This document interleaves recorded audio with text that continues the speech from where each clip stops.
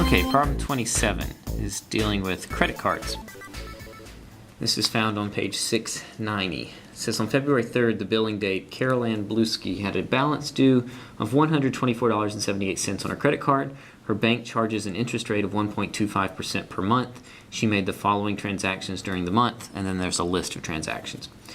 Find the finance charge on March 3rd using the unpaid balance method. So credit card companies usually use one of two methods to calculate the finance charge. The first is the unpaid balance method. And this is where you pay interest solely on the balance from the last month if you did not pay it completely off. And credit card interest is calculated using the simple interest formula. So from the problem, we find out that the February 3rd balance was $124.78, and she did not pay it off. So the interest that she's going to be charged is on this $124.78 value, and it is a simple interest calculation, I equals PRT, where the principal is the $124.78. We know the interest rate is 1.25% per month. So how many months is it from February 3rd to her next billing date, which is March 3rd? Well, that's exactly 1 month. And our rate and our time are now in the same units. Monthly interest rate, monthly time. So we type those numbers in our calculator and come out with the value of $1.56, rounded to 2 decimal places because it's money. And that is the finance charge. So part B asks to find the new balance on March 3rd, which this is not a difficult calculation either. We know we started with a balance of $124.78. We're going to have to pay a finance charge of $1.56.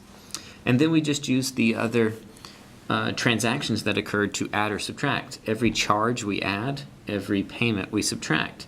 So there was a charge of $25.64. There was a payment of $100. There was a charge of $67.23, and one more charge of $13.90. So we plug all that into the calculator, and we get $133.11. So the balance due at her next billing date, $133.11.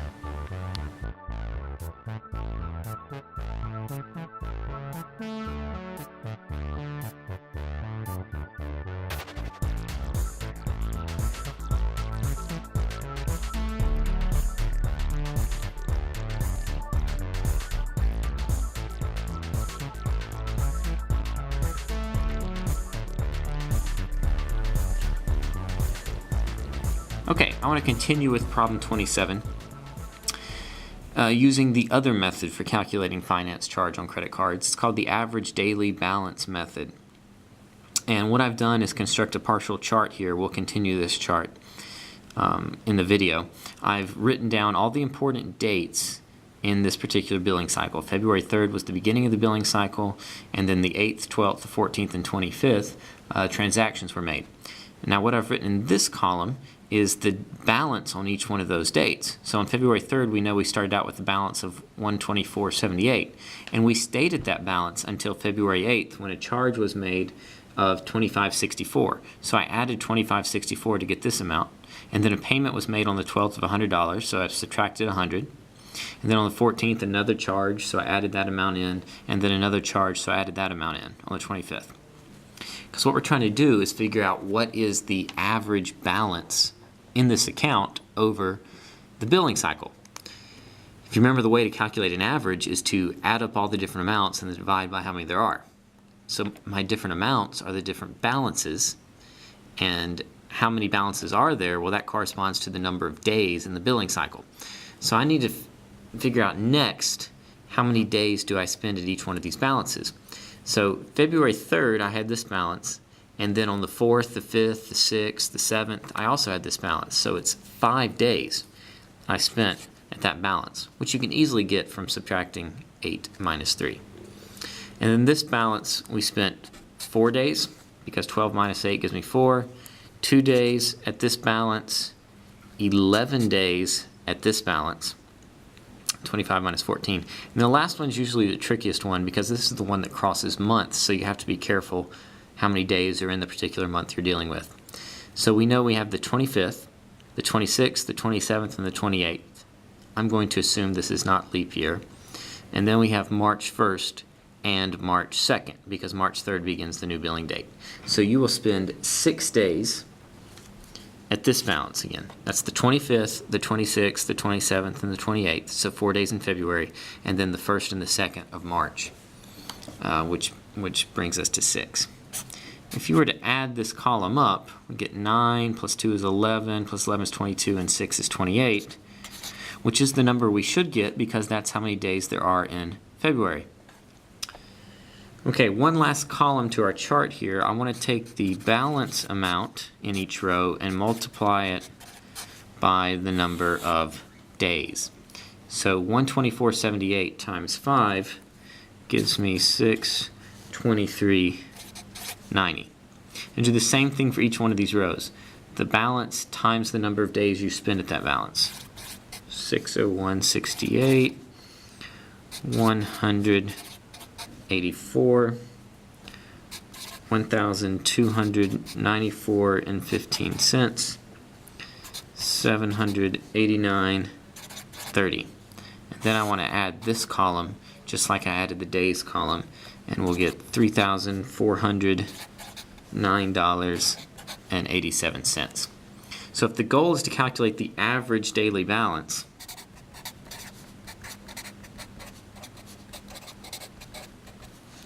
we take the total of all the balances, 3409.87, divided by how many days there were, 28, and we come up with an average balance of 121.78. And at this point, the problem begins to turn into the way we did the unpaid balance method. Now I can calculate the finance charge. So I have interest is principal rate times time. Here's where it differs from the unpaid balance method. Instead of using the unpaid balance of 124.78, I'm going to use the average daily balance of 121.78 for my principal. The rate's still the same, 1.25%, and it's still 1 month. So we type all that in, we get 152. So this would be the corresponding answer to A if we were doing the average daily balance method. $1.52 would be the finance charge. And so if we want to calculate the new balance,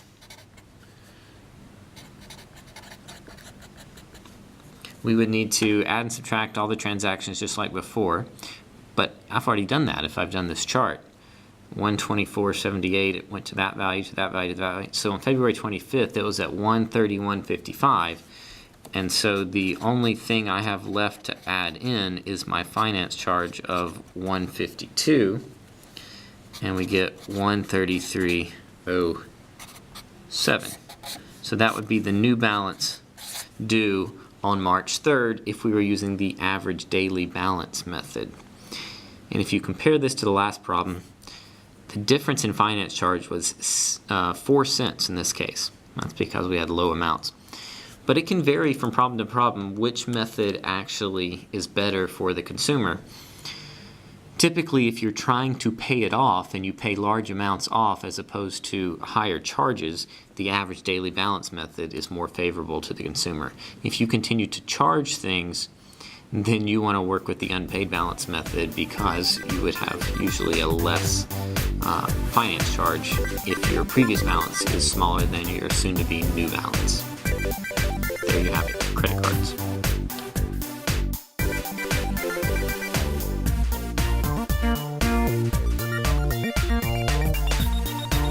Bye.